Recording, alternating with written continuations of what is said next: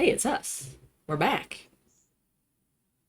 Want to double check that I have audio? Ah, how is the Yeah, sound? still good. Still good. We are being heard by our audience. Excellent. We were just talking about how much time has passed Uh, in game since game one. We were like, how yeah, I how think it's long has that probably been? a couple of months. There's been a few chunks of the game where like a week passed Ugh. here and there. Um, so I would guess that overall, probably less than 3 months since the party began. It feels a lot longer, but that would be the trauma bonding. It's true. Indeed. Because yeah, we went like our first adventure So was just like Karth or Mud Hollow to Stormhaven, or did we even go that far? the very first adventure Yeah, Oh yeah, Stormhill. was It was just Stormhill. Stormhill. Yeah, just out to Stormhill. and back. Yep. Just a Man, tiny little thing. Now ages you guys have ago. gone halfway around the world. Mm-hmm. Um, so, oh, and by the way, thank you, MLIS Revenge, for more cheering for us during the break. We did manage to incorporate that into the counter. Yeah. I wasn't sure if it would happen automatically when we're on break.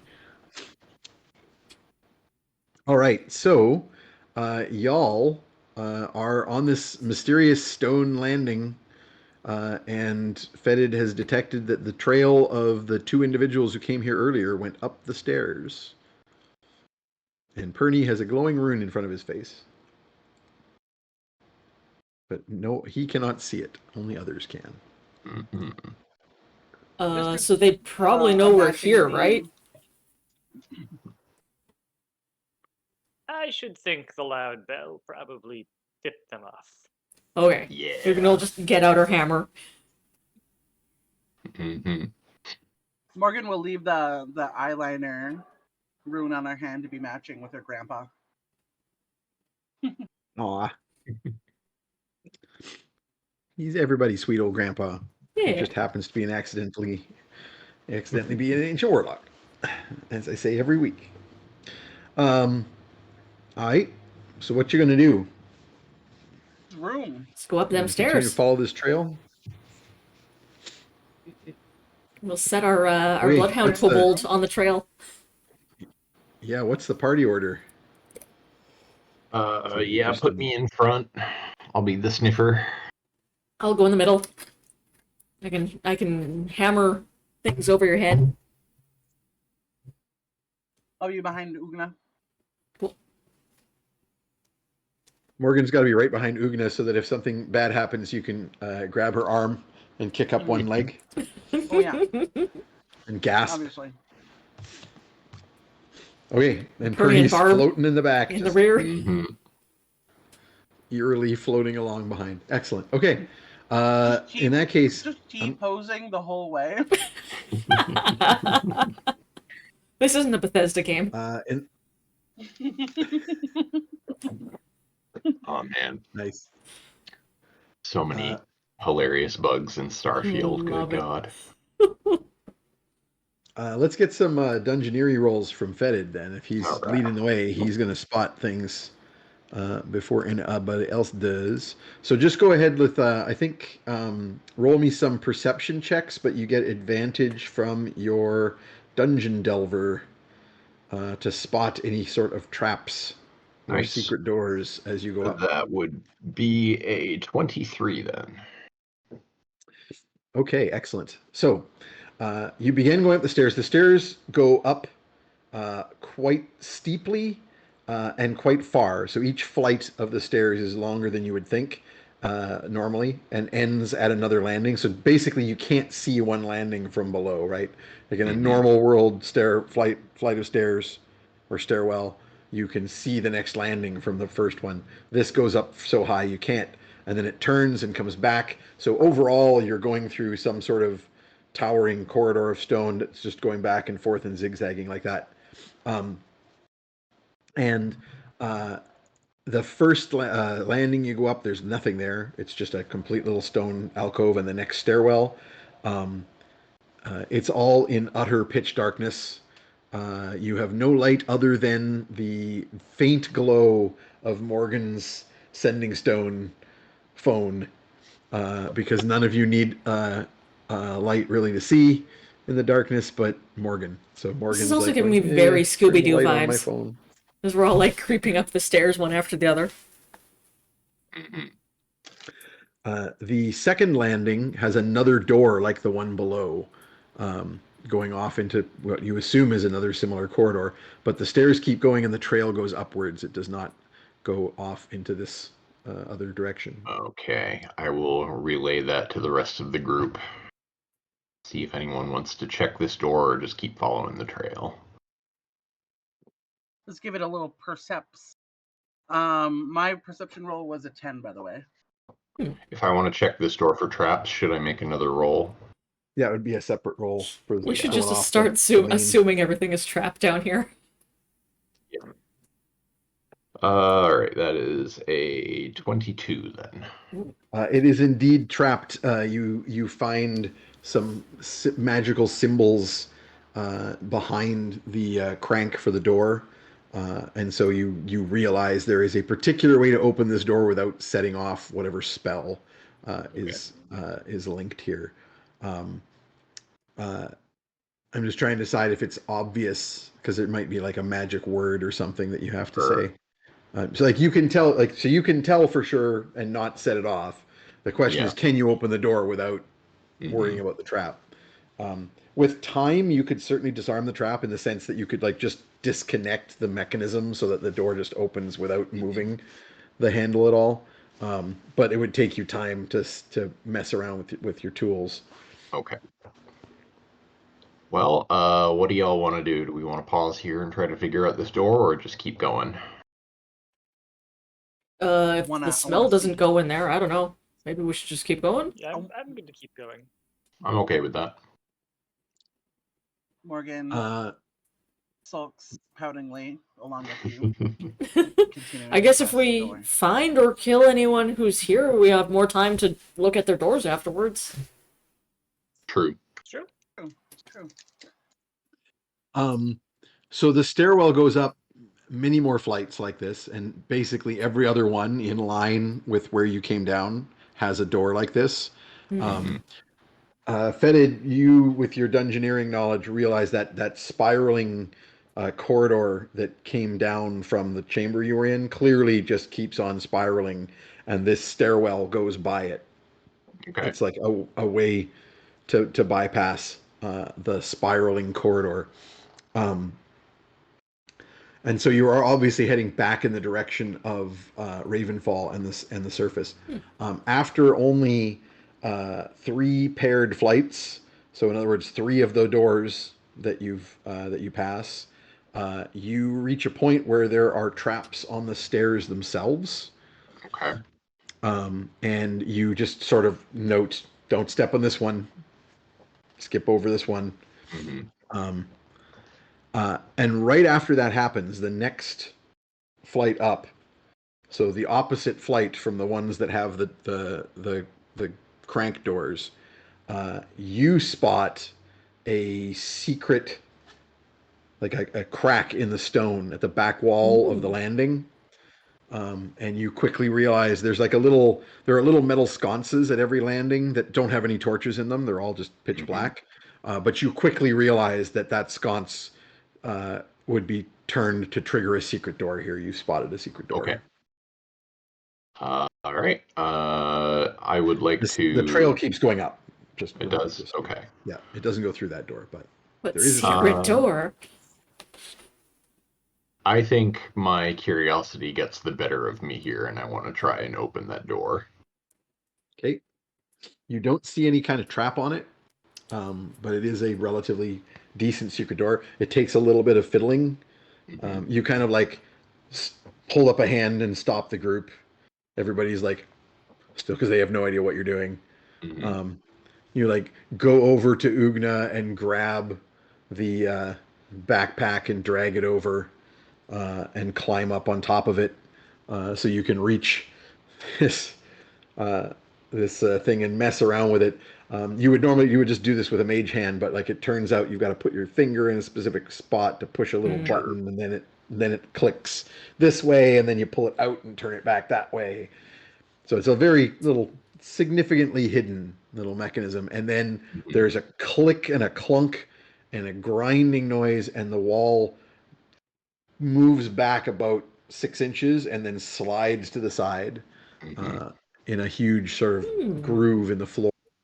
Um, there is, again, I'm giving this because you rolled really, really well on your rolls. There's not a lot of dust or dirt. This secret door is one that clearly has been opened relatively recently or relatively frequently.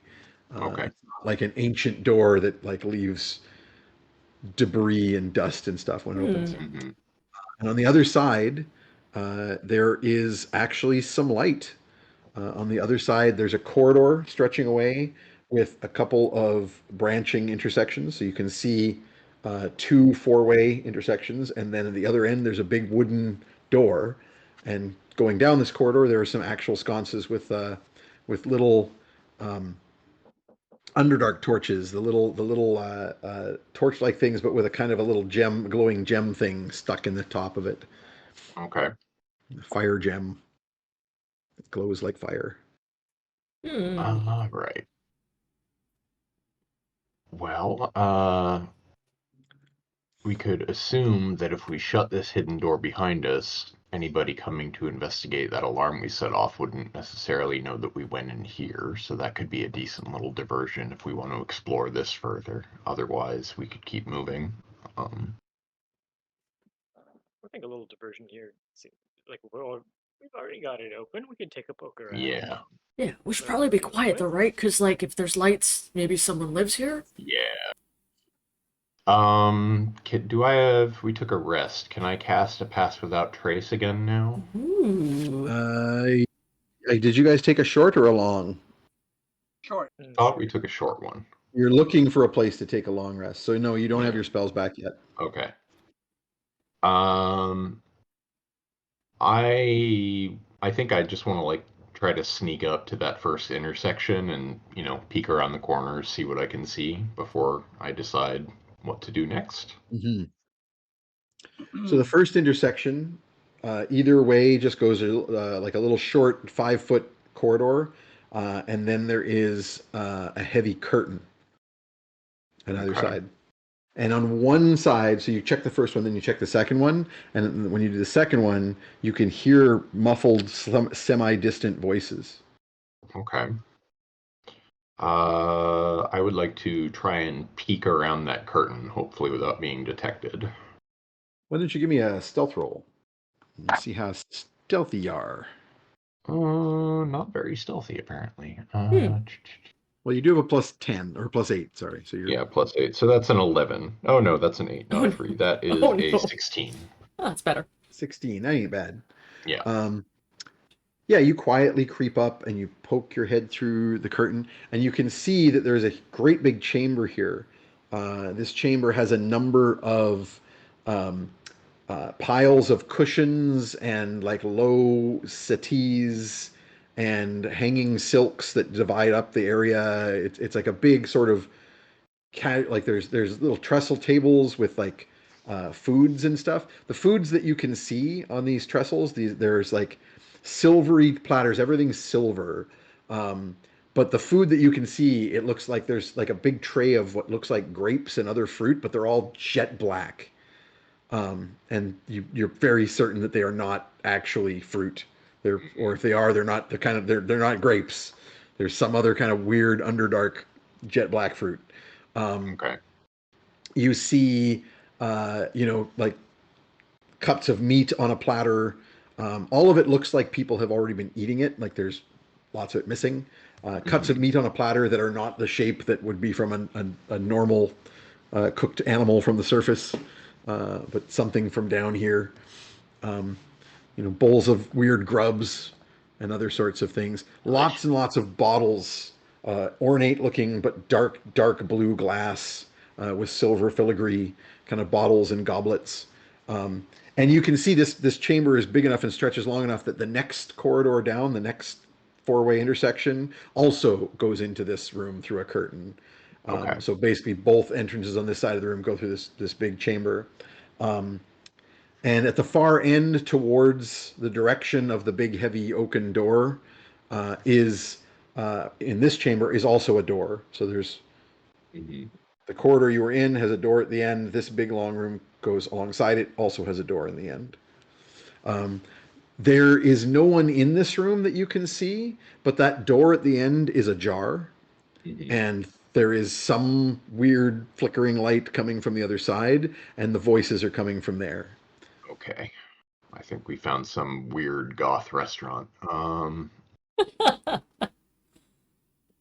I am Interesting way to disinclined describe to the Underdark. investigate that door in this room. I think if I were to go any further, I would want to go check out that first shut door back in the corridor, because I feel like sneaking through a big room Dinner party? that we don't know anything about is probably a risk.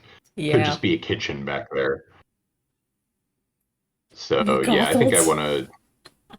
Yeah, I think I want to backtrack and check out that other door. I assume the rest of you are basically just following Fetid's lead.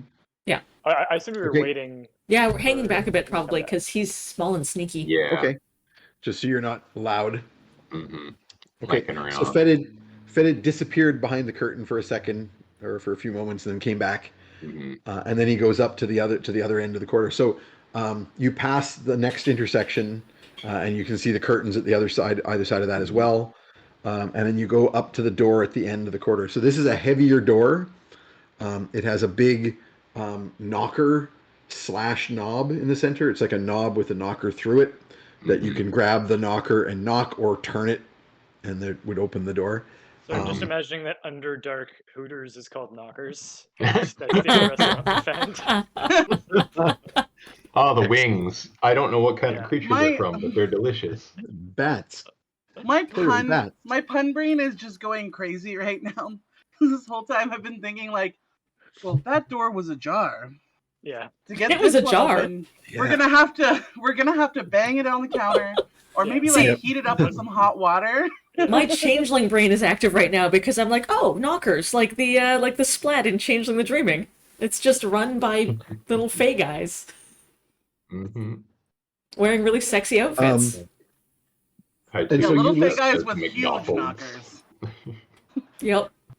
you get to this other door, and putting your ear to it, you hear those same voices, and you realize that this door opens probably into the same chamber that other door does that was ajar in the other room. Okay. Either that or there's an adjoining open space between them, right? Like maybe another Yeah. door that's open. So it doesn't sound like I'm going to be able to open this door without getting noticed. I'm going to relay that to the party and see what y'all want to do. If we want to risk getting into another confrontation of some sort, or just keep following that trail. I want to hear what they're saying. I'm interested to see if we can sneak a little closer and make out some Okay. voices. Oh, Yeah, can I actually Fetid, make out what's being said, or am I just getting like I can hear you get some voices making bugs in noises? there? Like if you could sneak a you bug do in have there, a you first- could listen.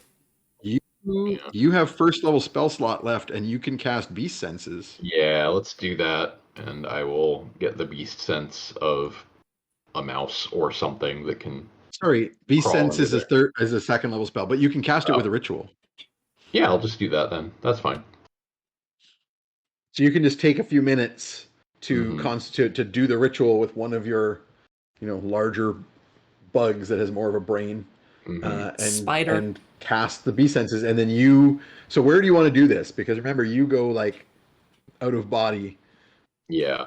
and the group will have to like take care of you while you go off and beat a bug. Let me see. I almost want to just like go back to that other room and hide under a table or something. Just There's lots of stash stuff to myself hide somewhere under there. anyway. Yeah. Well, So I well, think if that's it's- probably.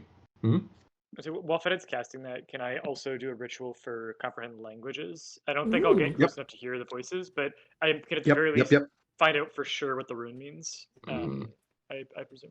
Well, remember, comprehend languages is reading, specifically, right? Okay. Or is it listening? Hang on. I was going to double check. I thought it was reading.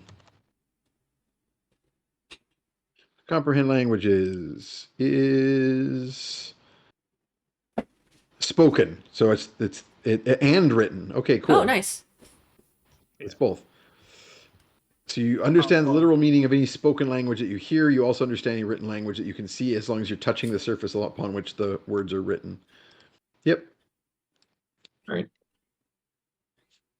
Okay. Morgan's gonna give you a bug guidance. Do I give him the guidance or the bug? You could give it to him. You can touch He's driving the Fetid on bug. the shoulder. Yeah. He's driving the bug. He's the one who makes the bug perception master. checks. So Morgan will put her hand on a sticky shoulder and Yep. be the bug you feel you are inside. And if you can whisper if you don't understand what they're saying, you can whisper what they're saying, and I'll try to Yeah, I can at translate least based try on to your sound approximations. Yeah, phonetically mimic it at the very least. You're just gonna get a whole bunch of like, but we'll see. Also, Alina, check your DM. Oh, what's So up? Let me see. I'm assuming that you're going to hide the rest of you, so you're not just going to stand around in this room. Just standing in the hallway. There's lots of these piles of cushions Oh my and god. and settees and silks. So Raven, that's so good. I can't wait to show you guys.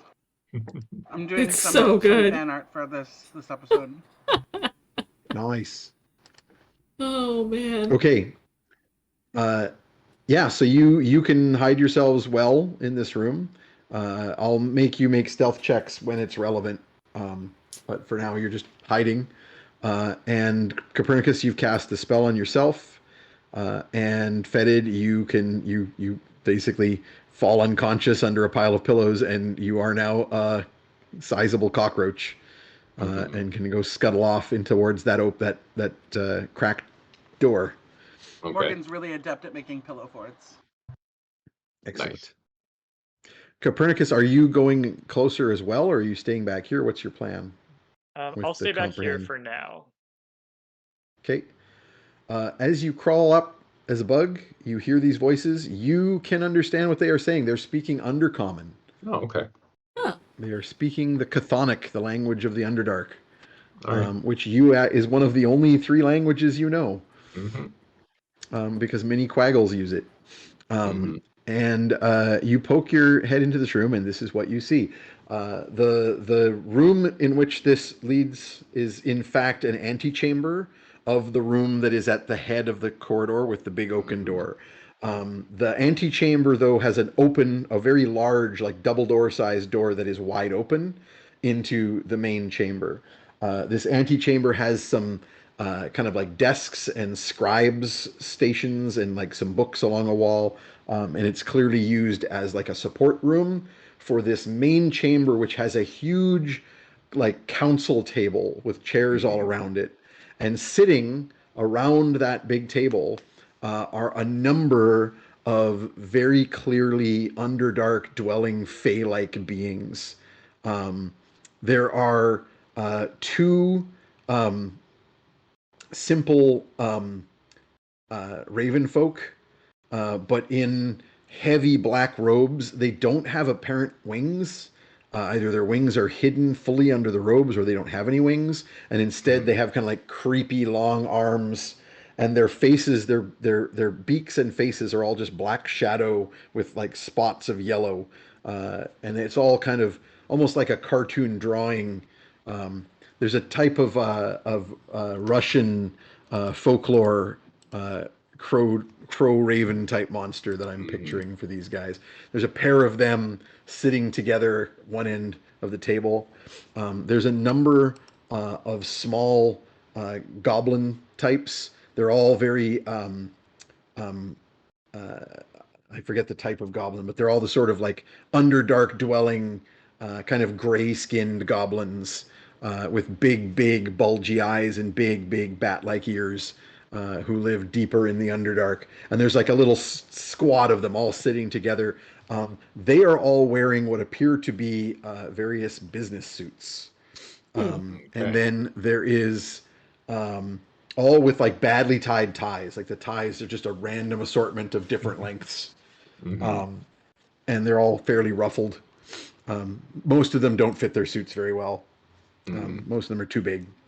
One of them has a bowler hat that's been very, very extensively chewed around the brim.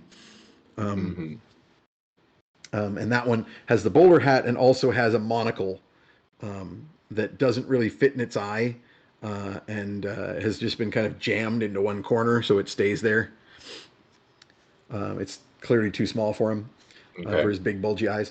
At the head of one end of the table is a drider, just a huge spider body woman with the torso of a beautiful drow-like person with the lower body centaur-like of a gigantic spider thorax. And she has a big mallet, like a gavel, and a sheaf of papers that she keeps shuffling between several limbs that she's using to kind of like look at them. And then there are also a number of sort of human-sized, goblin-y looking, basically actual knockers.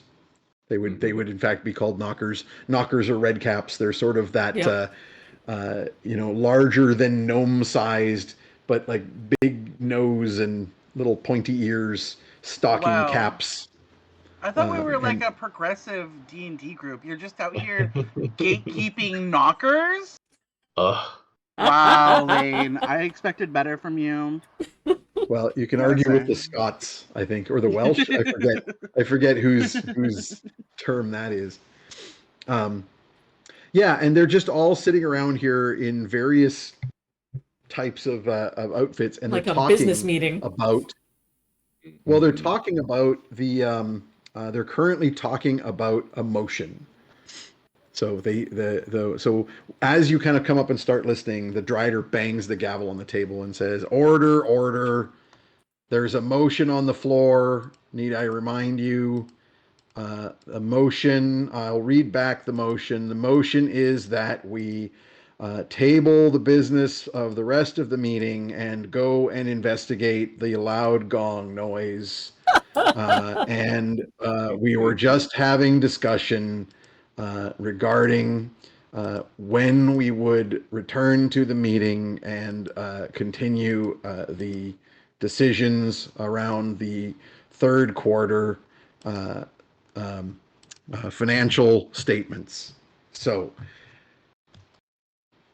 Glob Flap had raised a hand. The chair recognizes the honorable member from the 14th level, Glob Flap. And one of the goblins then stands up and like adjusts his little suit and goes, "Madam Chair, I just wanted to draw everyone's attention to Article 17B of the Charter, that if we are going to table, we have to establish a timeline for returning to the business at hand. Old business has to be dealt with before." And I think by this point, Fetid's already asleep. I don't know. Oh yeah, I'm bored as hell at this point. It's like Perny's like, they have their own adaptation of Robert's rules. Ooh. Do they have local adaptations or? You're so in for this meeting. Robert I'm gonna guy- assume. I'd like a stealth roll. Slut. I want a stealth roll. Like, what? He really got around. A lot of people use his fucking rules, and like, That's right. Are you just gonna go in and get part of the movie? Robert's He's rules got of the bedroom. Robert's fucking rules are. Robert's rules of order are boring. Robert's rules of the bedroom are quite interesting. I want a stealth roll from Copernicus because you just couldn't stay away. You clearly were listening in. So you've got your shadows though, so you can.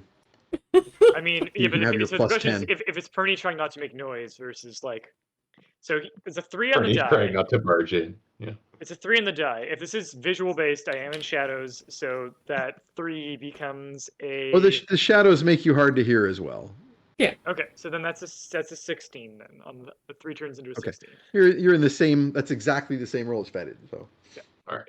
Although that was like to sneak into the room earlier. As a bug, he's got a better roll. But Also, yeah, there must be a moment where the goblin said there's a motion on the floor and the bug pauses. Oh, they don't know me. No. Okay. So you sneak close enough just to listen in better, basically. The stealth is more for like if someone comes into the room than it is for them, because you don't need to get. They're not being super quiet because they're trying to be heard by the whole table, right? Mhm. They're in some sort of. They are in fact in a board meeting. I will reveal that this encounter was chosen for you by the chat. Excellent. Um, Good choice. from a choice of three Underdark random encounters. The Darkling board meeting was the Oh, choice. good. Okay. Is this indeed a restaurant down here, or like are they meeting up like a Underdark East Side Mario's or something? Or like This is the Underdark Marriott. Yeah. So there's Four not really Seasons. tables here. Yeah. There's no table. Changeling. Hey. There's not really a like tables here. You think this is probably just like an like this is where they stopped and had refreshments before, like during a break or before. Yeah, this is the break meeting room. started. The sort of like accoutrement and cushions and silks is just like fey trappings. It's just a. There's a water cooler tower, and then there's there's like a little coffee station. Oh yeah. Very tiny cups. Tiny cups even for people that are small sized. Yeah. It's not and coffee, it's like mushrooms. Brewed mushrooms. There's some pastries that are cut into sizes that are way too small.Ey're not even bites. No. Yeah. They're really dry and yeah. And everything's made of like weird sticky black ichor and other there's sorts runes of, on the coffee machine and it just says Tim Hortons in Chthonic. Yep. Hortons. The new Darkling roast. Yes. Tim Horton is in fact a very large bulette who brews his own mushroom coffee. Yep. Well, I was going to try and disguise myself as like one of those little small Italian chef statues that you'll see outside of like delicatessens, but I don't think I can get away with that here. So Bernie's just hiding normal, like. Just try and like dress up and just like walk in boldly and just swap out refreshments on the table. I was gonna say you're like one pair of pointy ears away from just being a Darkling. We don't have our disguise kit guy, but I'm kind of tempted to go for it. I mean, we kind of want to know what their deal is anyway. It's kind of fun. I'll wait her up. I'll wait her up and just like go in as a waiter and just do some like exchanging glasses, refill people. You just look down at yourself and go, how could I make myself look like a dark fae? Oh wait, and just grab a random like dish rag and throw it over your arm, and there you go. I do have the word traitor tattooed floating in my. That's forehead. true. Oh, that's true. We all completely forgot about that. I'm gonna roll. Did Perny forget? It's got to be a low DC, like 5. Yeah. Like, socially oblivious, so rolling with disadvantage. Wisdom check. We made it. Bernie's like got the thing over his arm. He's about to go out, and he's gonna turn on and be like, "How do I look?" And then he sees the light from the rune on your face. And I'd be he's like, "Oh, right." Well, he can't see it. Oh, so the others go. Yeah. You got a thing there. Yeah. I was gonna make that a DC 10, but I wasn't gonna give you disadvantage. I think having the flaw just gives you the roll at all. Did you do a DC 10? Well, I'll need to re-roll because the both rolls are invalid. I think if you roll with advantage or disadvantage, you're not supposed to have it. You're supposed to just. I mean, unless both of them are good enough, in which case I don't care. They were both good enough. Okay. Then good enough. Okay. If you roll with disadvantage and make it, I'm not going to make you re-roll because you didn't have disadvantage. Appreciate that. So I do not go out. Instead, we could leave them. The way I'm so tempted, if I had a hero point to spare, I'd be like, can I remove that? I want to see him do this. Just take the curse yourself. I'm feeling goofy. I'm considering a black mark. I'm considering. No, it's not worth that just for waiter Perny. I think unless hold on. How far out from my forehead is it? And how big of a hat do I need to make myself in order to cover it? Like, you figure like a helmet kind of a thing would probably do it? Head wrap. Like, you can ask people. I think I could make. Yeah, you can ask people to tell you about how far. Like, here, come close and look. How far away from my forehead is it? So yeah, and you're like, make a hat or fashion like some kind of head wrap or cloak or something so that It's like maybe 2 inches from your forehead, so you probably want something more like helmet sized, but okay. doable. Do I have a You could, like, helmet you or could- something? Morgan's What can I Morgan's make for looking him? for her purse, but all she has are like those gimp masks, and You those know are he'll really wear tight. it. Yeah, but It's that's not gonna tight That's cover skin it though. tight. Yeah, it's tight fitting. I've What, got like what manner of check is this? a Lane? buckler. have- I blood could. crafting at my disposal. Yeah, I was gonna say with blood crafting, you can just make something that's like the size, like Oh, a motorcycle yeah. helmet, right? Would be out far enough away from your yeah. head. Something like that, like a Make knight's yourself a helmet fancy with a big Fey visor. helmet. So, do you remember the movie Labyrinth? There was a type of goblin in the Goblin City in Labyrinth that were just little goblin guys, but Yep. with gigantic, spiky pot helmets. Yep. You You're can one of just those easily dudes. make yourself such a helmet and be one of those little goblin guards. We can our cooking pot. Yeah. We'll take it off of. Ugna is definitely the one carrying that. Absolutely. I'm like we can stuff it with scarves so it like rests on your head, but you can see at the bottom. Fashion and function. Mhm. Nice. All right, yeah, I'll spend another D8 damage. Perny is so drained of blood at this point. Blood craft yourself an adequate helmet that you can see out of. Nice. Yeah. You're just a little goblin guy. Sounds good. Morgan's gonna take her chalk and she's gonna write evil bad bitches on there. Remember, you regained your blood dice Yeah, when we rested. from the Yeah, demon. so I've healed up my hit dice and I'm still after taking this blood dice wound, which I only have because I ate the Minotaur's heart. I'm still at minus 30. I'm at 30 down 30 hit points from I think I'm at 66 after the level up that we had a few months ago. So yeah, so we're a little rough, but it is worth it, and Perny gets to shenanigans, so it's fun. Let's do this. Yeah. So I would like an acting. Let's do fun over smart any day. Performance from Copernicus. Okay. And I am assuming that you're going to be guidanced as you get kind of like prettied up by Morgan. I'll take it. I think it lasts for a minute. Yeah. I'll do a guidance, and I'll also give you guidance on like how to walk like a bad bitch, because you're always trying to like very much counteract that energy and be very sweet. So she's gonna be like, "Here's how you throw attitude with the hip, give a little swagger." All right, so I'm trying to give waiter who is above the job that he has. That's what you're serving. Do it. Hey, here we go. Yeah. 8. I'm over my job. I got a 22. Ooh, Nice. Pretty Nice. You've been a waiter before. Nice. And that's Yeah, with the D4 from guidance? It's with the D4, yeah. Well, you guys don't know about Copernicus back in college. Like, he had to work his way through. He didn't have no Evil rich magic parents. school. Yeah. Barb I didn't was go the to money. evil college to be called Mister. I'm evil doctor. My evil PhD.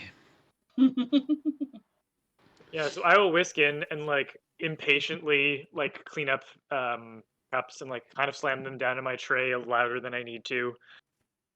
So with that roll, you realize that props will go a long way, and you just whisk one. There are all kinds of silver trays out here of like bits of pieces of the food and drink from whatever event happened before. So you just quickly arrange a tray with some stuff that would be irrelevant, like a couple of dirty glasses, and you'll pick up new ones, or you could grab a few things that you're bringing in to drop off for more snacks. And so when you go in and like can clearly be heard, people turn and look. Like there's a certain degree of like who's that? But you immediately disarm because you're doing like an obvious, this is a person who's supposed to be here. It's that like, like if someone in a restaurant walked up to your table and they were just like dressed in street clothes, you'd be like, what the hell's going on? But if they're dressed in the uniform of the place and they're carrying a tray or whatever, you don't even register them and they just walk past. That's what happens to you. Nice. And so you walk in and you start busying yourself with yeah, and I'm listening to what they're collecting saying, but I cups also and want to scope out if anyone has anything like briefcases full of documents, Ooh. equipment that looks interesting or fun. I actually even drawing attention like Fetid might be able to sneak in here with me distracting and do some lifting of things. Um, I'm not very sleight of handy, so I'm not sure if I'll be able to pull anything off. But yeah, Fetid, if you want to be ready I'd be for well, it. more. Fetid doesn't have to I'm come in here. He can mage yeah. hand. I'm still just a bug. I'd be more inclined to just sit and listen because Yeah. we still don't even know like what these dudes' whole deal is yet. Well, I definitely am in the mindset of like every now and then in a video game you'll find like a weird bit of side dialogue that they wrote, like it's a side scene that's not main, and you just want to see how Yeah, long they recorded the voice That's my actors for. favorite. So I kind yeah. of I wanted to love make that. Lane improv Darkling board meeting for as long as Did you possible. see So there's a I'm game with clip this. there's a Yes. clip from the latest Yes. Spider-Man game where it's just two women talking on the street about like they're both got kids that they're babysitting, and then the one turns out she's not even really the babysitter, she just showed up and started being the nanny, and she's like, I got no training, what do I do? And it goes on for like 4 minutes. They Great, apparently just great. parked Love it. the two I- voice actors in a booth and they just kept going. No Love it. pressure, Lane. No pressure. Oh, I ran Changeling Art for 5 years, and I'm an academic. I can Yeah. fucking bullshit Robert's Rules Fairyland for about Yeah. as long as you want me to. Do you have a question that's more of a comment, Lane? So, like immediately, as the goblin is talking, like one of the weird mummer crow things kind of opens its beak, and this otherworldly voice comes from like nowhere in particular, saying, "Point of order. The motion has to be tabled before we carry on discussion, or we have to have the vote now." And then the chair sort of taps the gavel again and says, point recognized. Do we have a motion to table? And then, one of the goblin looks all like ruffled and, I was in the middle of my speech. But one of the other goblins goes like, I motion. Another one kind of like 3 or 4 of them simultaneously raise their hand and say second, like in the same voice. And you notice for the first time that at one end of the table, kind of a little bit away from most of the other people seated, is this hunched imp with little pointy, little almost jet black skin with like glowing green eyes, little pointy horns and little ragged, torn up wings, is on a tall stool, so he's high enough, and hunched with a massive quill bigger than he is, just furiously scribbling notes and taking the minutes of the meeting, and just like scribbling down, you know, all of the things that are being said. And then they have the vote to table the motion, and then they carry on discussing. I would like well, I don't know. You're specifically looking for stuff. I don't think I even need a perception check. I want an Arcana check from Copernicus. I like that And number you're more. too far away to get guidance on this one, but you can In give it an a shot. Arcana board meeting.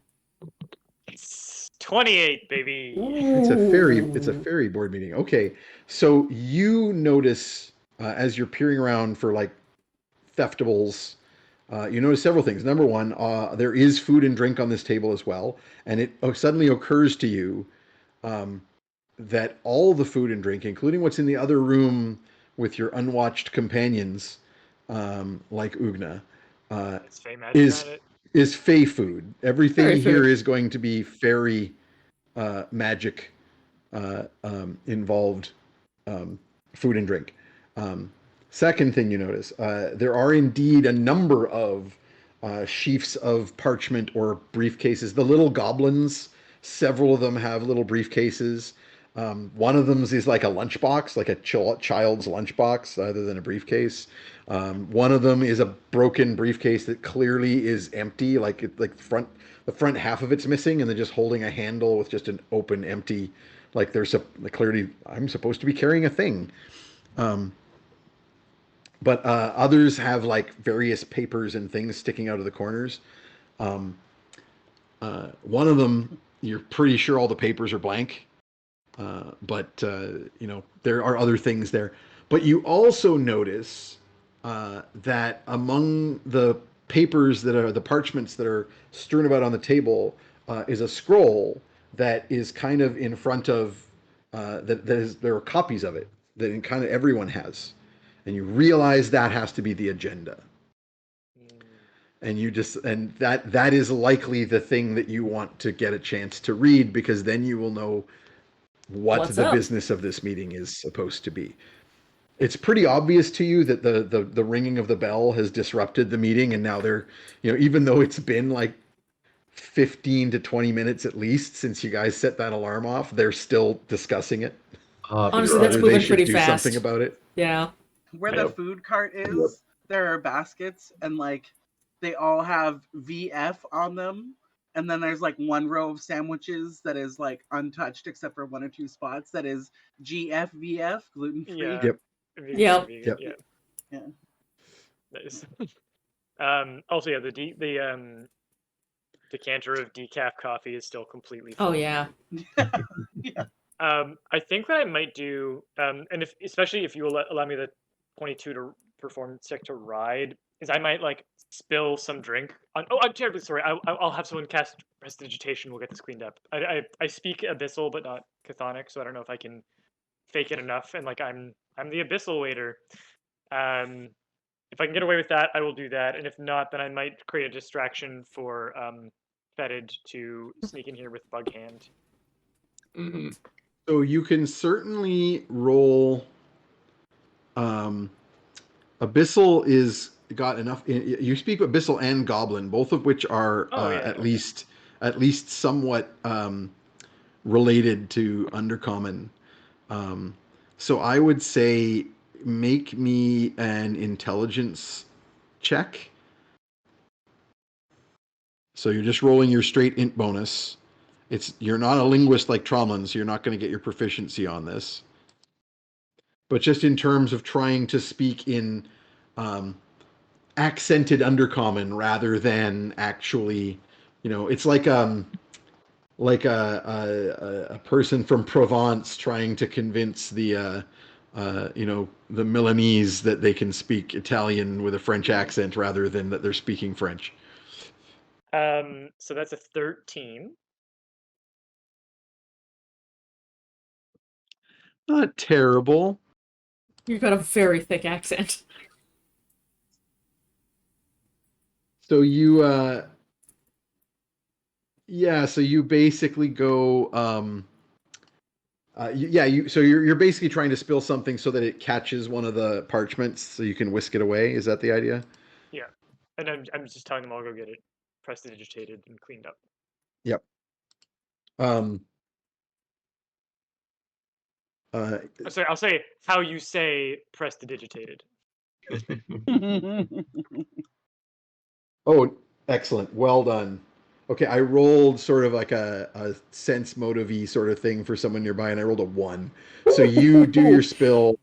You say, "Oh, let me prestidigitate." You like prestidigitate the spill off the table and like grab the parchment.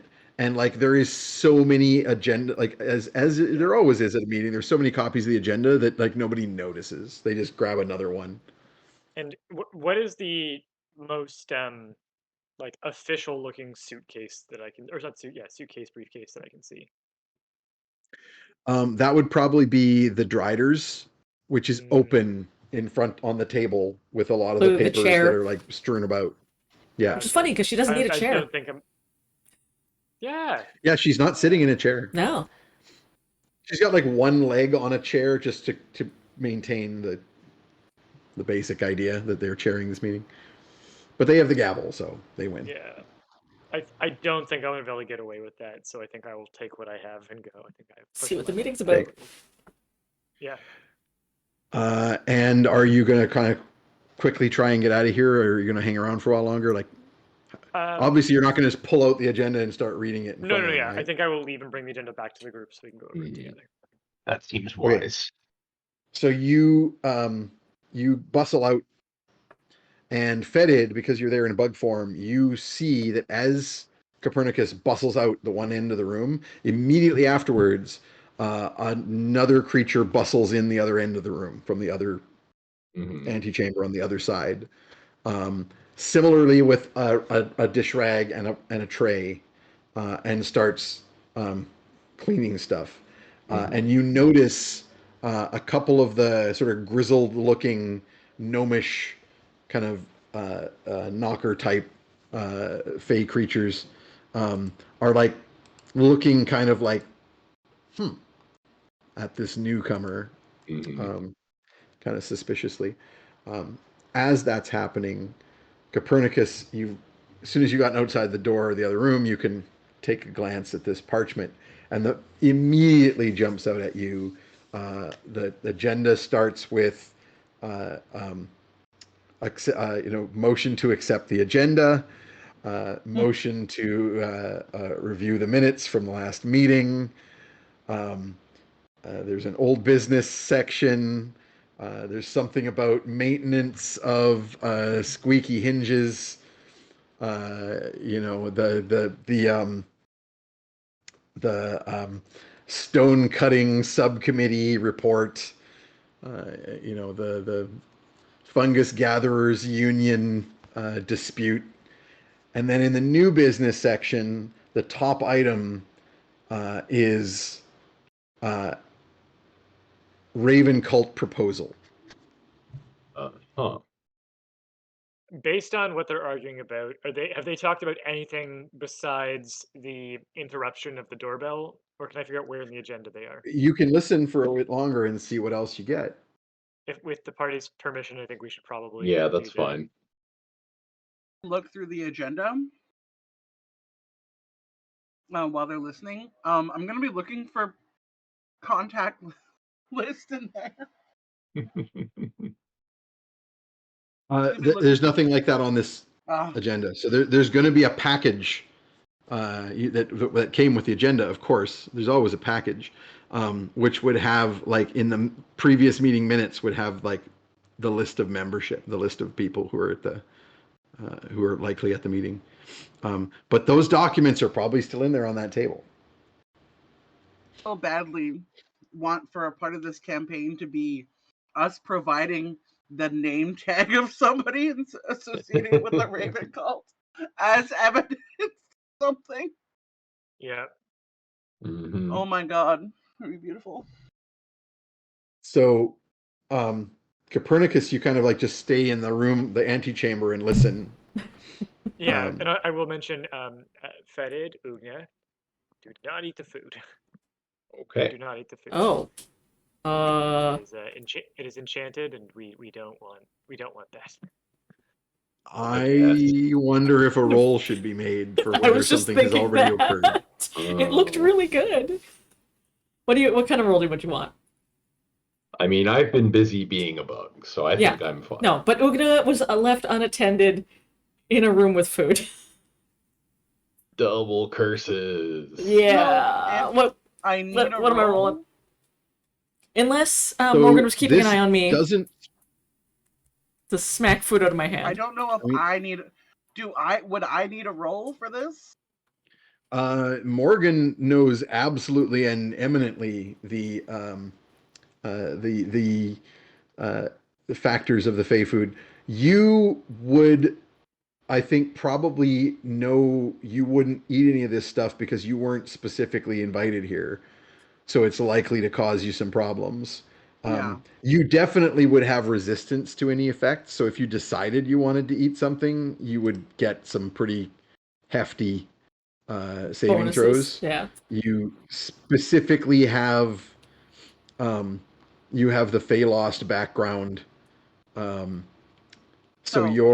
you would be relatively immune to a lot of this stuff. Knowledge is power, but knowledge isn't necessarily willpower, is the problem. So my question then would be, what are the flavors available of the snacks?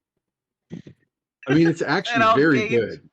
This is extremely well appointed little event. Yeah. Well, I do remember the old D&D books describing that intelligence is knowing all the data about why smoking is bad for you, and wisdom is quitting smoking. Yeah. Well, I see that I think is incorrect because it's wisdom and constitution, because it's actually physically addictive. If there's a lavender, lemon, or rosemary treat, I will imbibe. Listen, my last name is Sweet Tooth. Yeah. Or Sugar Tusks. I should be doing a roll of some sort. There are cakes, Yes, and I was so I'm left gonna say- unattended. A willpower-based roll here is wisdom. Yeah, I'm great at that. So you don't have any disadvantage. None of your flaws are specific to this. So just roll me a wisdom save. And Morgan, you can do the same. So that's a 3. I'm which I know going to you're better at. spend And some inspiration on that. Or should I not? Because it's funny. I think you Hold on, should. If eight. your heart says eat the unseelie Eat or the food? a fairy food that you were not invited to eat, that you should do it. I wasn't gonna roll. I was just gonna leave it to you. I gave you the flavors that she would just straight up take without a roll. Do we need to Mhm, in that roll case, for rosemary? randomized. That sounds randomized Yep. to me. Yeah. Oh hell yes! Oh, yeah. Yeah, she will. Oh, yeah. Okay, All so three. you come back, and both Morgan and Ugna have, like, an empty plate and a cup of coffee. Oh god. No, Ugna, you come in and you poke your head and say, "By the way, guys, don't eat the food." Ugna looks up and it's just like Yeah. a cartoon of like the child who's got the smear of food Listen, all around. The I mouth, tried and one of both every hands cake. are like purple from like because everything's kind of like black dyed, so it's just purple. Mm-hmm. And is like got the drink in hand and is like, So I have natural resistances to fey fuckery. Yep. But also like it is a cultural thing that may or may not work. So she'll be like, if you like jump on one foot and like turn to the right and clap your hands, like I think you should be fine. I immediately start doing that. That's a thing that we do. I'm doing it. so I want wisdom saves from Morgan. I'm just going to give you straight up saving throws against any kind of fey effects because you're especially Nice for me. resistant. Extra lucky.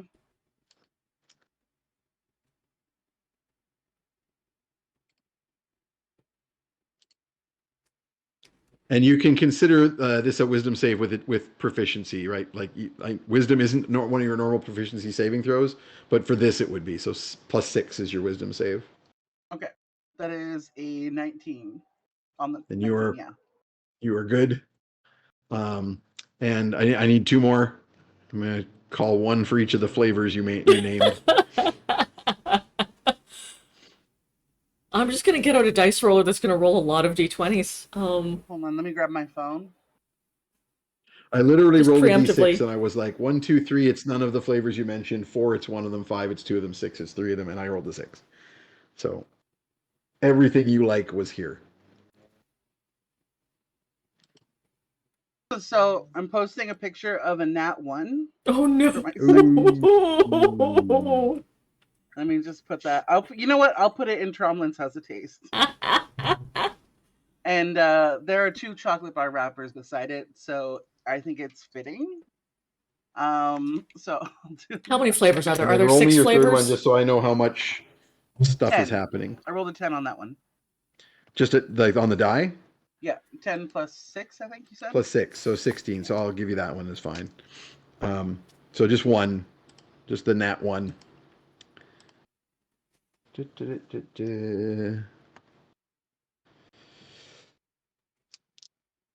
am just gonna roll on a table that I found.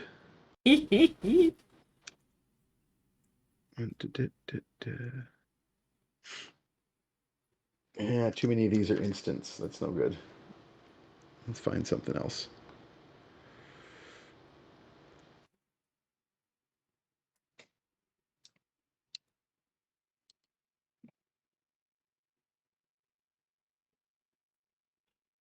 I'm eating a minty arrow bar, by the way.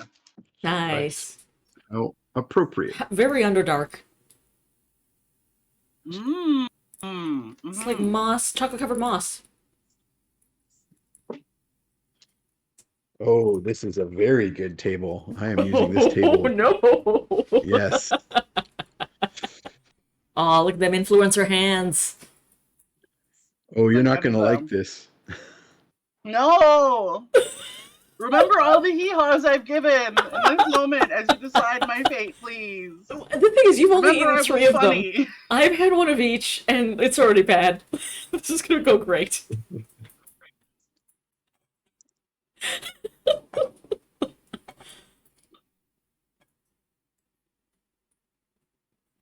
Yeah, I'm not going to give you the first one I rolled because it's too hard to play, which is the only speaking in rhymes. Oh no, yeah.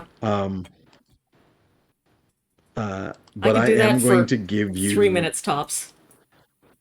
I am going to give you the Oathbound curse. You cannot lie. Not a problem. You can only speak the truth until a remove curse is used to get this fairy curse off of you. Ugna. Hi. You're gonna roll. How many flavors were there? You're gonna roll 3 saving throws with disadvantage. Cool. I have 6 dice lined up. Like, Let me roll them. Me at the table with you.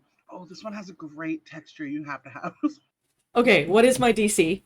It's wisdom, so I get 0 bonus. 16. Okay. The first roll, my low roll was a 13. The second roll, my low roll was a 7. And the third roll, my low roll was a 6. So all fails. Yes, correct.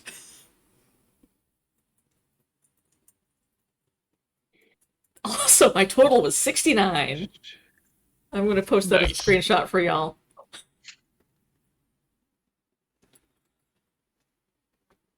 Point of vicious mockery, your mom's a bitch.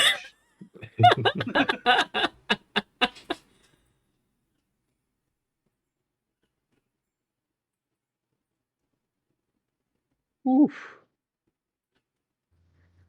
Wow. Okay. Well, I'm going to do it.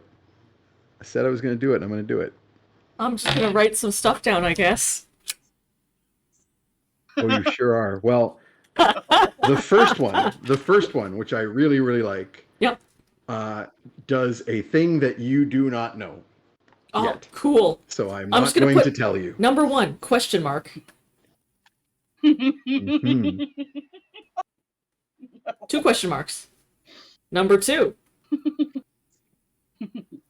The second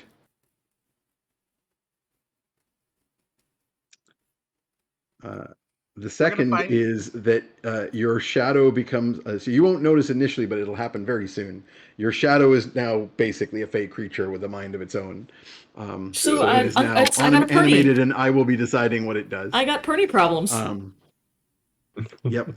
You got perny problems and a bitch. I got written a fanfic about that. It'll be fine.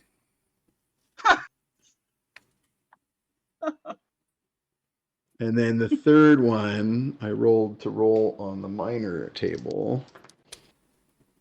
So I will do that. And I just have to roll until I get something that is not short term.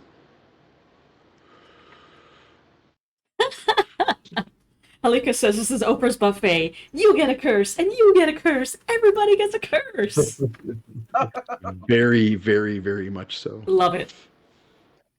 Not only is it 0 days since we were last cursed, it's like 0 minutes. We went like 20 minutes in between curses. You have so many curses. Sorry, I've killed Raven.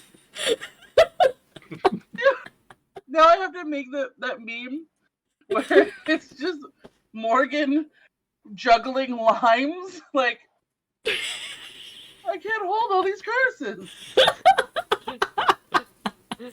That's too many curses. Put one back. Okay. I have decided I'm not going to tell you what the other one is either. Oh, cool. I'm just going to do some question marks. That's good. I like that. That one is probably going to come up much sooner. That's not ominous. When it comes up. I like it. Yeah. I'm good for. I'm here for this. I know what one it is. I know what it is. Oh, you don't know what any of these are. I know exactly what it is. I want to hear it. I think you're feeling it right now. So, Ugna, give me your hand. What's up? Well, give my hand. I mean, I'm kind of sticky, but she's gonna pull Ugna's finger. I will prompt a fart. I will immediately fart. Do I roll to fart? And Do you have performance? you don't have one locked and loaded? Wow. I mean, this is a woman who eats a lot of protein, so like. She's gonna probably assume it's that one curse where it makes you like fart glitter. I'm pretty sure I've seen that one. I'm pretty sure that's what it is. That was on my list, or a thing like that was on my list, but I didn't roll it. Yeah. I rolled a 7, so it's kind of a short squeaker. It's not allowed a long one. Yeah. Did we do Morgan's? I didn't. Yeah. You did Morgan's first. Oh, sorry. Yeah, yes, we did. yeah, that was bound. You can't lie. Yeah. Yep. Scared the shit out of me. Second, I was like, wait, again? Again? So, just to pick up where we left off. Am I aware that... so I would just know that they are cursed, but we wouldn't know what curses. Well, you don't know. All you know is that they ate the Fey food. What it actually will do to them, you are uncertain. You could do, if you had more time to investigate them, maybe you could get some... you could do some... we're all gonna have to have our own like spray Arcana. bottle for each other. The thing is, Tromlin isn't here. Things will be like, put it down. If Tromlin was here, this would have gone very differently. Yeah. Yeah. That's why he's good at making foods. He just has to make treats to throw along the path ahead of us to make sure that we don't get left behind. Get distracted. Okay. Just leave treats behind. Yeah. Okay, so that happened. So Copernicus, you poke your head in, you say, "Don't eat anything," and they both look up, and Morgan is chewing, and or in mid sip, and Ugna is like just caked in food. Okay, don't eat any more things, and we'll deal with this in a second. As you say that, Ugna's shadow does that. Oh, sorry, Ugna did too, so it works. Yeah. It's the wrong thumb. Cool. It's the opposite thumb. Perny, who's had fucked shadow syndrome before, I think FSS. Yeah. Okay, like, so dark secrets, a troubled past. He's like, I've seen some demon shit, and it's just like his shadow fucking with him. He's like, I'm cursed, and his shadow is just like, yeah, he's a dick. Like.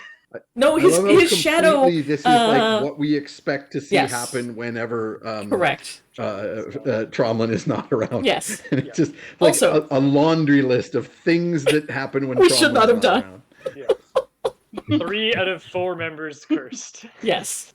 Also, Perny's shadow once kidnapped an entire airship full of children. So like. Yeah. That is no word of a lie. I did do child abduction, or my shadow did child abduction and attempted child sacrifice. Yeah. Let's see what mine does. Yeah. Let's deal with this in a sec. Ships are a great way to do mass sacrifices. That is perfect plan and very efficient plan. And we're not supposed to eat this all in one spot. Yeah, we're not. So you're probably a little cursed, maybe. I feel pretty good. Medium-sized cursed. Okay. I'm gonna, And I just immediately get down and start doing push-ups, because the last time I was cursed, I felt really weak, and I'm gonna see if I can still hit my daily goal. I don't feel cursed. At like 50, I'm like, I still feel pretty good. I don't think I'm cursed. Well, there are other curses besides bicep curses. So we'll just keep an eye. If you feel anything funny, listen, as long as these babies are still fine, I'm fine. Okay, all right. We'll punch the curse away. But if we can listen along, I want to figure out where they are in the agenda, so we can figure out when they get to, and then I'll point to. Forgetting that no one else can read it, I'll point to the one that says the partnership with the Raven Cult, and then after everyone stares at me for a second, I'll be like, "Oh yeah, sorry, it's about the partnership with the Raven Cult. They're gonna get to it. It's right at the end." And I'll just figure out where we are in the meeting. So as you're having that conversation, Fetid, you were still listening in while they continued. You continue to notice the pair of grizzled gnome types elbowing each other and kind of like whispering about the additional waiter. But they haven't stopped the meeting, and no one else is paying attention to it. And so the discussion, a vote gets held about tabling some vote until they can continue to decide when to table the motion, and just like this whole, you're just like yawning and being like, God, why are we even listening to this? And then the discussion turns to what to do about the alarm bell. Okay. And the somebody basically manages to break through the deadlock by saying, I move that we table any discussion of when to return to the tabled agenda until after we discuss whether we're even going to bother having a vote to go and deal with this alarm bell. And this is all coming from like one very exasperated looking, kind of like witchy crone person at one end of the table, who has like a little gaggle of various woman adjacent individuals around in various states of witchhood, kind of, who are all like, yes, absolutely, yes. The coven. There's another sort of order. And then before any discussion can happen on that motion, one of the other witches pipes up and says, I move to vote on the motion. And the chair accepts this vote and pushes it forward with no further discussion. You all just get to hear me like drawing from my life, just so you're aware of the can of worms you've opened. Lane's getting flashback to faculty council meetings. I love it. I also love watching Peter slowly lose all willpower points as time goes on, just struggling to like, This is what you have wrought. What Bernie's trying to solve is, if I can find out how many hours it takes to resolve one agenda point, I can figure out how many long rests we can take before they get to the one that we care about. And they have the vote, and they decide to let and somebody has already proposed, apparently in the previous discussion, the motion of, we let the guards deal with it, and if they come and tell us there's any problems, then we readdress this issue. And they force a vote on that, and a vote passes just barely. It's very exciting stuff if you actually give even like the smallest shit, which none of you do. I'm here for it. Do we think I can go report that the guards have said that there is an issue, and that the meeting needs to go to its final point of resolution in order to proceed? No, so if there's an issue, they will table the entire rest of the agenda so that they can go down as a group to investigate. That's what they're trying to decide. It is the opposite of what you want.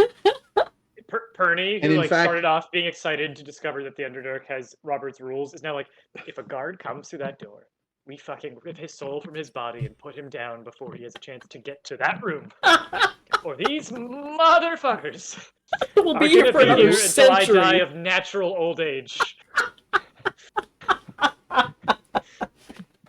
Right. So the vote passes, and they decide to resume the agenda. Good. It has now been at least half an hour since you guys set off the gong. Good.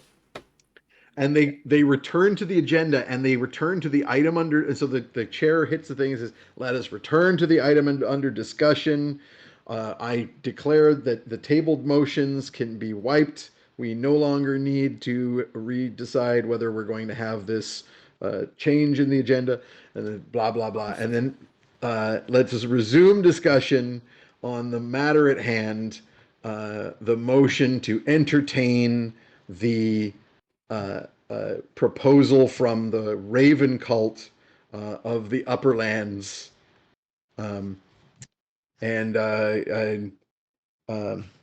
Fimblefinger, you were going to speak to this.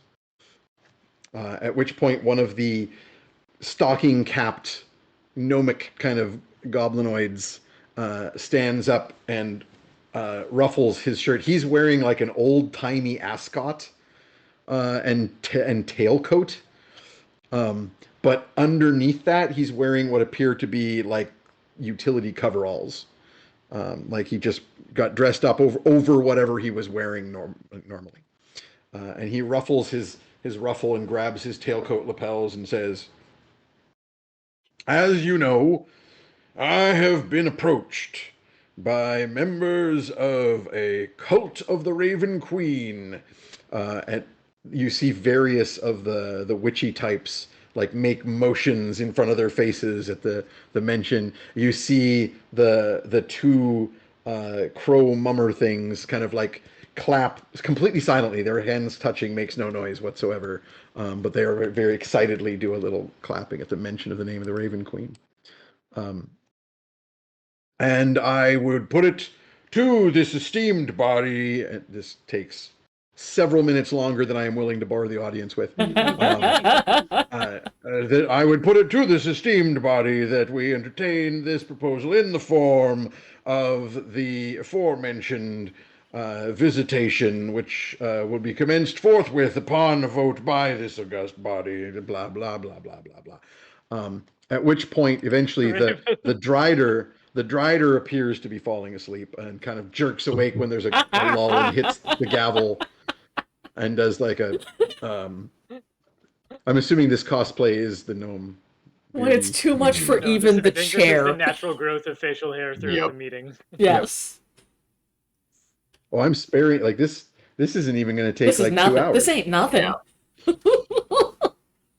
This is just Tuesday. At which point, a discussion recommences. Apparently a discussion was already underway when you guys set off the gong. And there's several minutes of weighing of pros and cons of hearing the proposal at this point. And finally, a vote is held. And the vote is overwhelmingly, with only a few abstentions or naysays.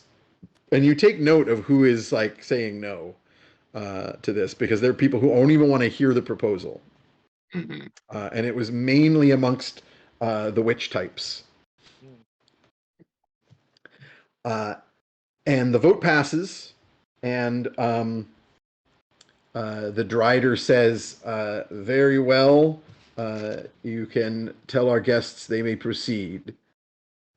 At which point, an illusory vision of the Grey Tower twins.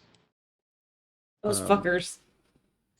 From Ravenfall appear floating above the table. And of course, they're small and blue and kind of flickery. Right? You will recall that their names are Zook and Zaya. As though they were being projected from some sort of... Thank you. And in fact, one of them is leaning over like they're touching a button of some sort and like straightens up immediately having done that and says something about my only hope and then kind of like, wait, what was I saying? Anyway. Wrong message. No, that doesn't happen. That doesn't happen. Wrong message. They hit the droid like, come on, get the right message. Sorry. Just to be entirely blatant in our references. No, so there is an illusory image, smaller than life size, of the two Grey Tower twins who you've never heard speak before. They just kind of like wander around staring alien-like at people. But one of them stands there staring alien-like while the other begins to speak.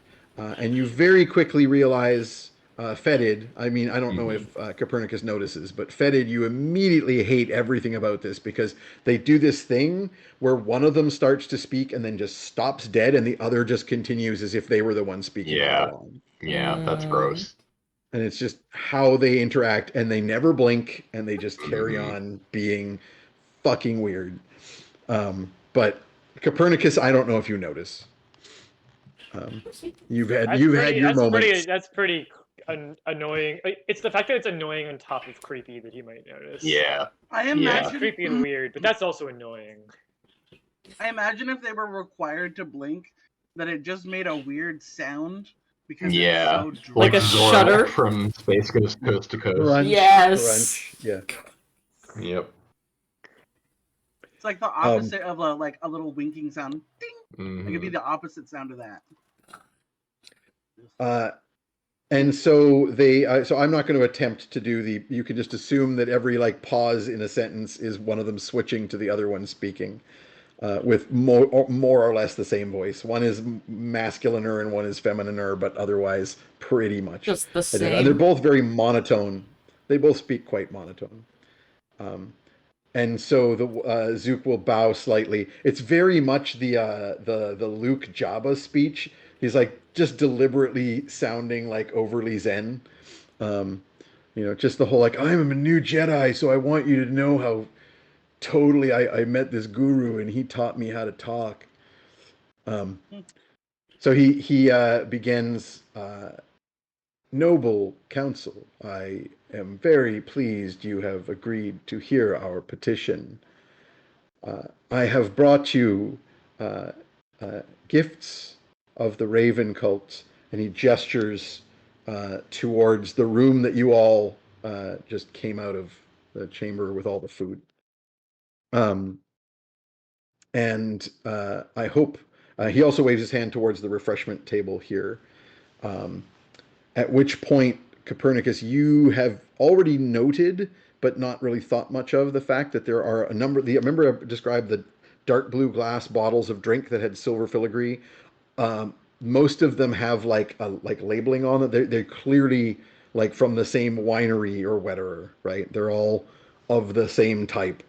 And you realize that they probably have merch. Some particular. They're not really branded, but because everything here is kind of like unseelie symbology. But yeah, probably Raven. They've got like ballpoint pens that are on lanyards. Yeah. There's a pile of lanyards with no name badges on them that just like there with like advertising on them, just sitting on the side table. There's just like, welcome to Ravenfall. Have you visited our Raven cult? Let us tell you about it. It's like let us recruit you into our cult. Like some kind of, there's like a little cross between like Hare Krishna flowers and like a poppy display that you can put change in the middle and take, but they're all like raven pins. Yeah.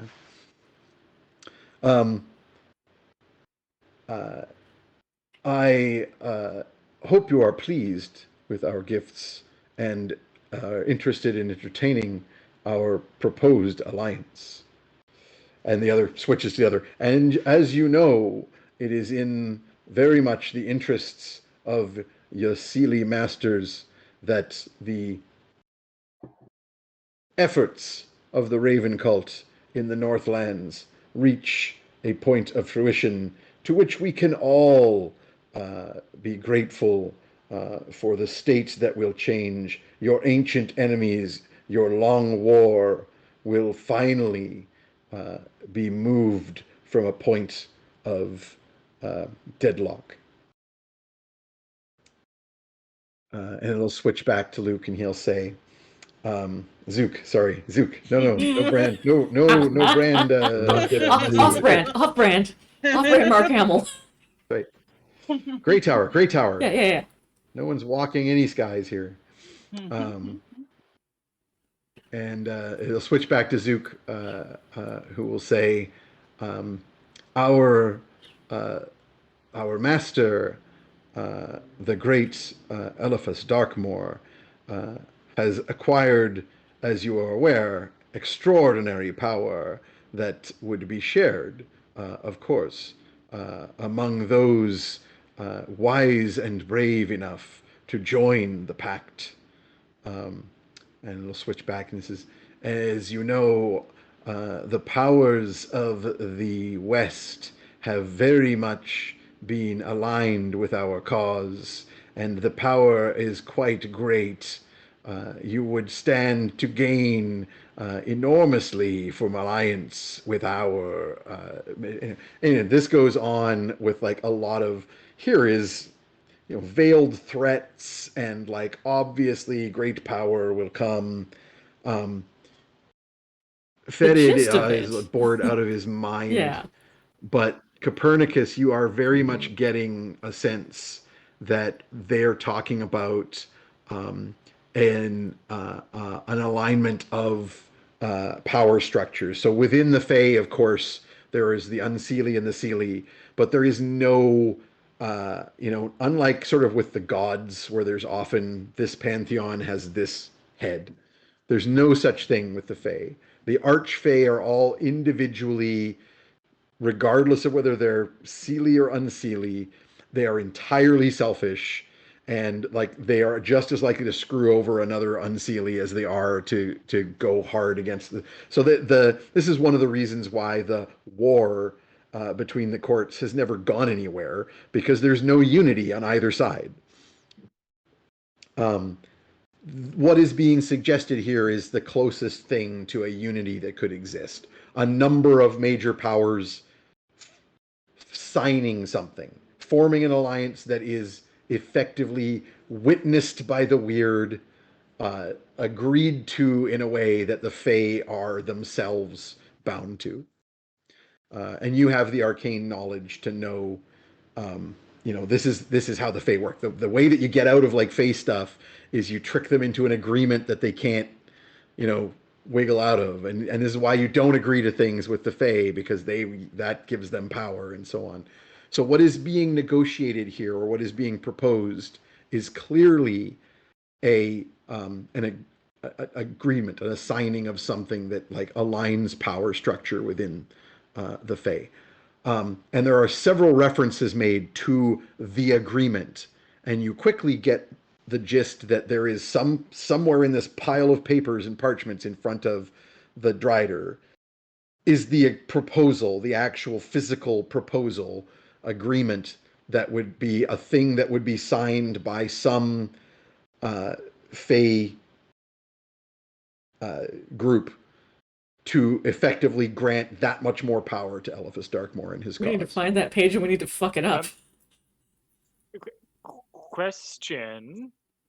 If I was sounding like I was speaking like goblin accented Chthonic or abyssal accented Chthonic, where would it sound like I'm from?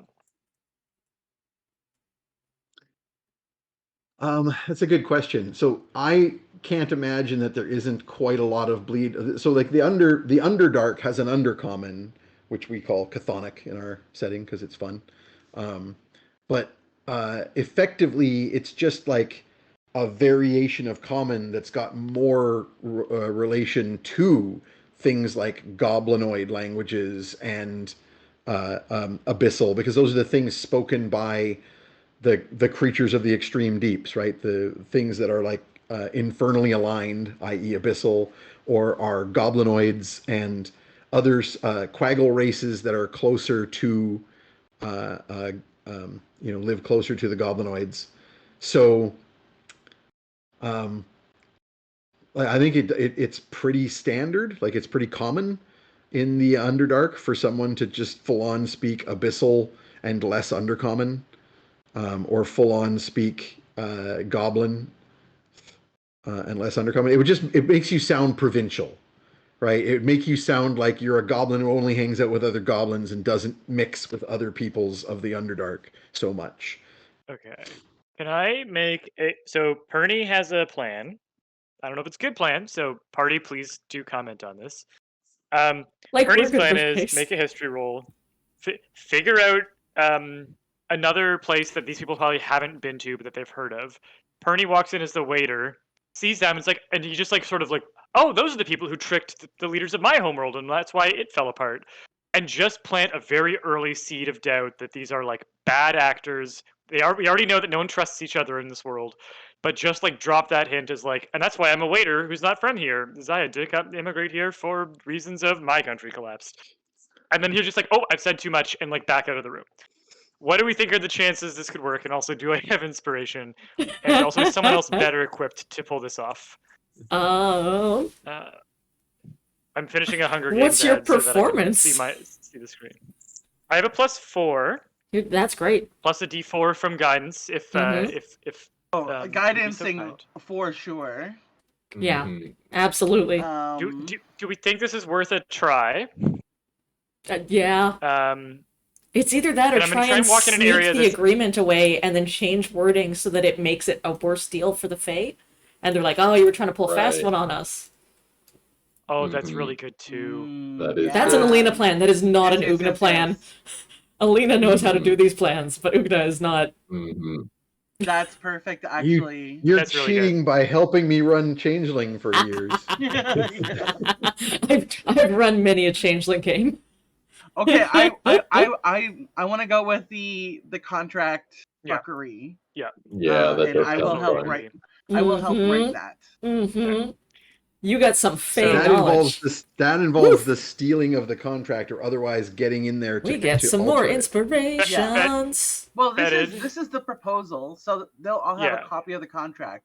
So what the intent is that we'll plant the fucked up agreement, so that one of them realizes that they have made an error, and you would know, Morgan, that there is not likely to be multiple copies of this contract because when an agreement is signed between the Fae, this will be the only one. Agreement, yeah, you wouldn't have a bunch of copies of it. Like it's a magical document. Yeah. What if I make Fetid invisible so that Fetid can swap out? Hell yeah! And he's still got. And then I'll go in and make a distraction. Yes. Yes. Yeah. Absolutely. And you've got your swarm to help you. I'm just going to suggest you could indeed do both of these plans because you need a distraction anyway, right? Oh yeah. And you will definitely draw all eyes. Yeah. Yeah. And so then I will do that, and I'm gonna, when I do that, I want to make sure I stand somewhere that feels like it's out of wherever the webcam projecting this table to them is. I want to stand just out of view of it. Well, you're still disguised. You got a blood bucket over your head, so that nobody knows who you are. I figure it doesn't hurt to stay out of the camera view. A brief aside, Lane. We've now had inspirations. We've had 3 inspiration points that didn't get used because they basically spilled over. Can I give 1 extra to Fetid because of that? How many did you personally have? I've had 3 all game, and so I've missed 2 sort of 1-ups, and now Morgan is now. So there's 3. 1 is sufficient. Sure. Yeah. So I'll give Fetid 1 extra, and then we're not wasting these awesome bits that folks are giving us. Inspiration for his use on this particular situation. There you are. I'm down. Cool. Thank you, Emilias. You're saving our butts tonight. You're being especially entertaining. Okay. We're doing some face shit. The plan is for Fetid to jump back to his own body and be made invisible by a Copernicus spell to maximize his stealthiness and sneak his butt in there to try and steal the contract, which has been spotted by Copernicus amongst the documents. While Copernicus is doing a distraction by coming in and kind of sowing this seed of doubt about the Grey Towers. So I need a few rolls. So first of all, the setup of that, easy. You cast the invisibility spell, you jump back your body, you get invisible. Then the rolls that are going to be very important here are the acting roll from Copernicus to not appear to be like an obvious plant/distraction. Yeah. I will burn inspiration for this if I have to. Well, absolutely. Well, you can only do 1 on a given roll, but go for the roll the persuasion first. And you did get guidance. Yeah. There was a chance to guidance you, so go ahead and roll it. Yes. Oh wait, it's an 11, not a 17. Hold on. So great. That's still pretty good. I make an 18 with what I've got. I might inspire just at the chance of really cracking 20. You're full up for inspiration, so it's not a bad time. Go for it. I'll burn an inspo. Go for it. This is big. No higher. I rolled a 10 on the second one. So, but I will. That still makes an 18. Good. Okay.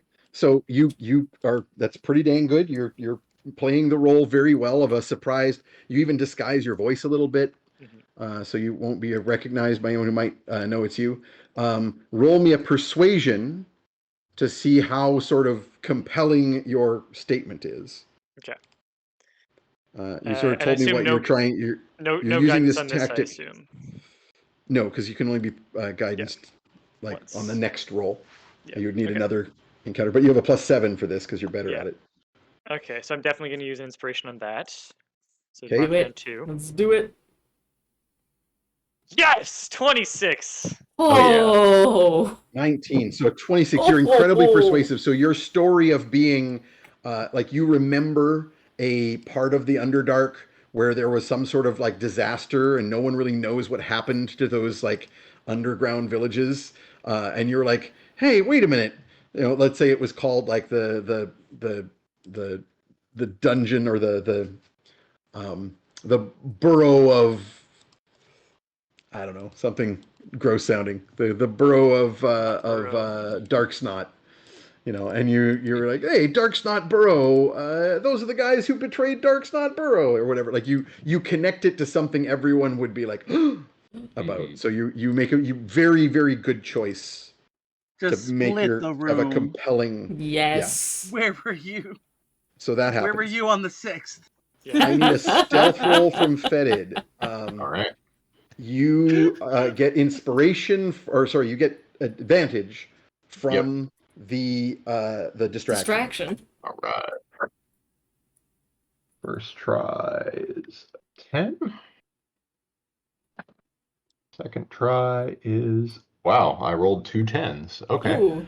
That becomes a 17. What's your stealth? 18. And then do we still have pass without 18. trace up? Stealth is +8, so Because that would be a 18? 28. Yeah, that's Does not 20. have the Yeah. spell slots remaining. Yeah, Gotcha. that's true. So 18. So 18, not bad, especially when you consider you're invisible. Yeah. Mhm. I'll roll here to see if you get noticed by anyone. Working on that picture I sent you, Alina. Nice. And I'm rolling for your being noticed with disadvantage because obviously the distraction affects them as much as it affects you. Yeah. Nothing. Nothing happens initially, and you remember you don't have to get too close. You can mage hand. Yeah. And that's the next roll I need is your sleight of hand. All right. Delicate operation. A lot of And points again- of failure. We're through a lot of them. Mm-hmm. And again, this is advantage because of the distraction. All right. That would be an even 20 then. Ooh, nice. Dirty 20? Yep, dirty 20. Okay. Now, the reason More you have good. advantage on that's happening right in front of your face, right? Or her face, right in front of the Drider. So this is something that a distraction would need to be quite good. But a good distraction is about to occur. So I would like, Alina, for you to remove the black token from Copernicus. Oh, shit. Oh, shit. Oh, no. Someone's met Purdy before her. As Ugna's shadow pops up behind Copernicus shit. and pulls his helmet off Oh, boy. in the middle of your speech while everyone is looking at you. Shit. Okay. Anne Perney. With a glowing big symbol of betrayal Traitor. on your forehead of Copernicus's natural face for all to see, Okay. including the Grey Towers who turn and look completely impassively at you. And that is where we are going to pause for Love next it. game. I can save this. I can save this. You got 2 weeks to think about it. You were late for your shift. You tried to sneak in the back door. It didn't work. It's the whole thing. No, when I came to this racist country from outside, this was what they said. They told me this was the entrance visa. That's what they told me. Oh God. Okay. We will pick this up next time. Yeah.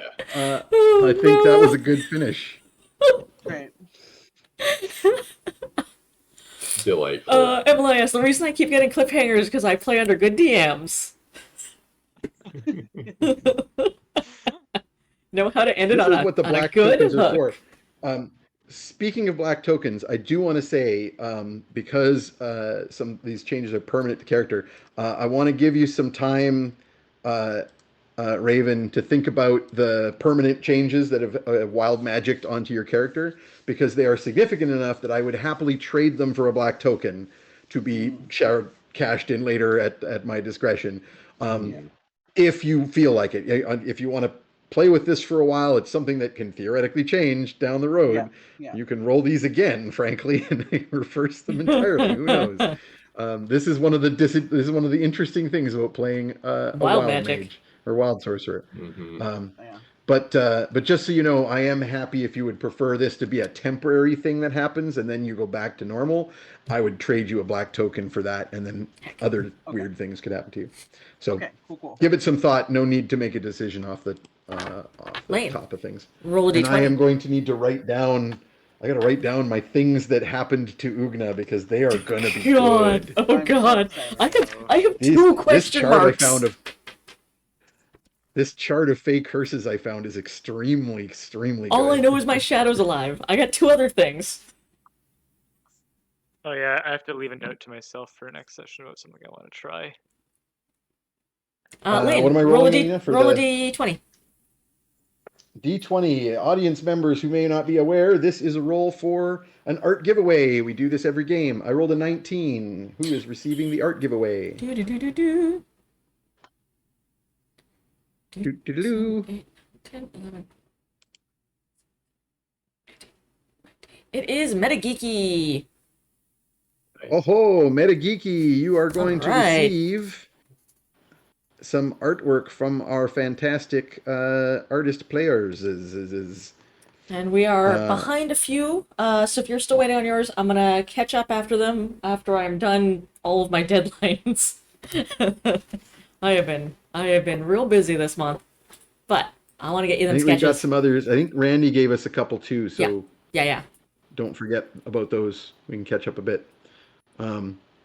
And shout outs. I think Alina has got your big one, I imagine. I have a couple shout outs, yep. I'll put the link in right now. Yeah, if you want to check out, it is the final week of Indigenerds, so if you are hearing this after November 16th, it's already too late. You missed out. But if you want to get in during this Native American Heritage Month, which is a great time to educate yourself about the sort of stuff that we are up to right now, Indigenerds is a great way to step in, have some fun stories about geeky folks playing all kinds of different TTRPGs, video games, VR. We have a story in there by Raven, which is so good.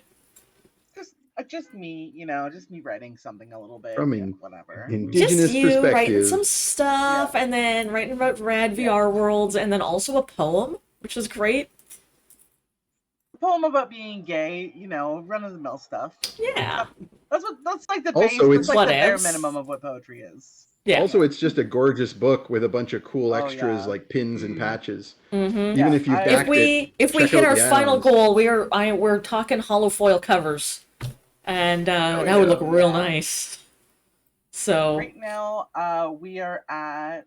Ooh, I just had it. We're like $400 away from our next goal. Yeah, we're at 32,000. Okay, that's further. 3,000. 3,000. Yeah. Library donations across U.S. and Canada to Indigenous community centers and libraries. So that's going to be a big one. I so hope we get there. I think we can make that one. I also want to get the holofoil covers, if we can.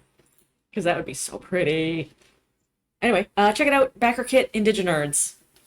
Spelt with two I's instead of an I-N-D-I-G-E. It's I-N-D-I-G-I, like digital.